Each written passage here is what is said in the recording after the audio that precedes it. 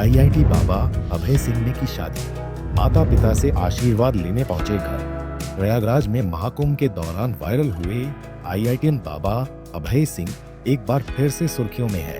दरअसल अभय सिंह अब शादी के बंधन में बंध चुके हैं। कर्नाटक की रहने वाली युवती प्रीतिका से उन्होंने लव मैरिज की। अब अभय सिंह अपने माता पिता का आशीर्वाद लेने अपने गृह जिला झज्जर पहुंचे। यहां पहुंचने पर परिवार और स्थानीय लोगों ने उनका गर्मजोशी से स्वागत किया। तो अभी वो फाइनल पूरा कर दिया, वो कोर्ट में भी कर लिया, वो लीगली कोर्ट में यहीं किया है या वहीं कर लिया? हिमाचल में ही हिमाचल में कर दिया था।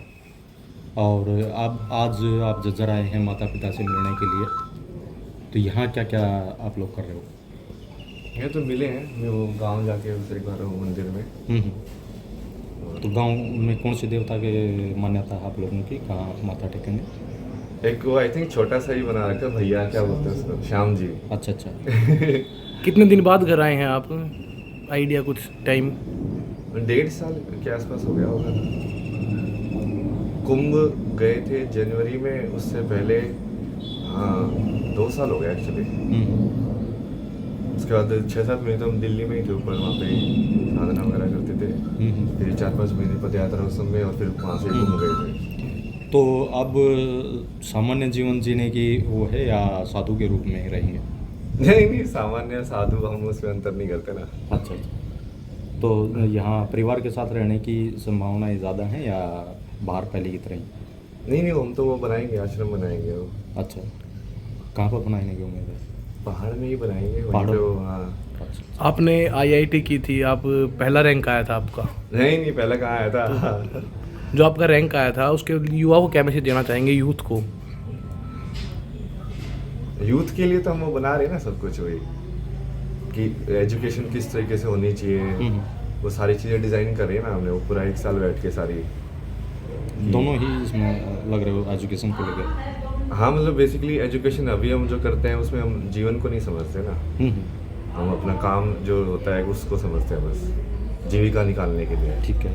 बट वो ऐसा नहीं कि वो दोनों अलग अलग हो, जैसे आप बोले थे ना कि सामान्य जीवन और वो वाला जीवन, ऐसा जरूरी नहीं है कि वो अलग अलग हो। पैतृक गांव में निभाई संटा संटी की रस्म। यहाँ पारंपरिक हिंदू रीति रिवाजों के साथ सभी रस्में निभाई गई। गांव पहुंचने पर नव दंपति ने सबसे पहले मंदिर में परिवार के साथ पूजा अर्चना की और सुख समृद्धि की कामना की। इस दौरान पारंपरिक संटा संटी की रस्म भी निभाई गई, जो ग्रामीण संस्कृति का अहम हिस्सा मानी जाती है। इसके बाद दोनों ने अपने माता पिता और गांव के बुजुर्गों का आशीर्वाद लिया। परिवार ने भी नई बहू प्रीतिका का पूरे विधि विधान से स्वागत किया। इतनी पढ़ाई करने के बाद मतलब ये क्या एक बाबा बनने का जो आपने सोचा, ये किस तरह, क्या कहाँ से इंस्पिरेशन मिली आपको? नहीं, ये इंस्पिरेशन क्या होती है इसमें? सत्य के ऊपर अभी बताया ना, मैं बताया था कि सत्य के हिसाब से चलते जाओगे तो वही है ना। आप प्रश्न करोगे, मान लो जी, कि भाई अब ये जीवन क्या है, मैं कर रहा हूँ, मैं अपनी स्वतंत्र इच्छा से कर रहा हूँ कि भगवान ने कराया है। अब इसका जवाब कहीं से ढूंढोगे? तो कहीं पे भी चले जाओ, अलग अलग जगह से ढूंढेगा इंसान। या तो वो किताबें पढ़ेगा, या किसी के पास जाएगा, गुरु के पास जाएगा, कुछ और जाएगा, फिर उसको कुछ समझ में आएगा। तो वही जर्नी है। माता पिता जो हैं आपके, आप इकलौती संतान हैं माता पिता की, तो उनको कैसे देखते हुए चल रहे हो कि आगे भविष्य में, क्योंकि उन्होंने भी बुजुर्ग होना है? नहीं, हम वो वैसे, हमको जो पहले भी था ना वो वैसे ही है। अच्छा।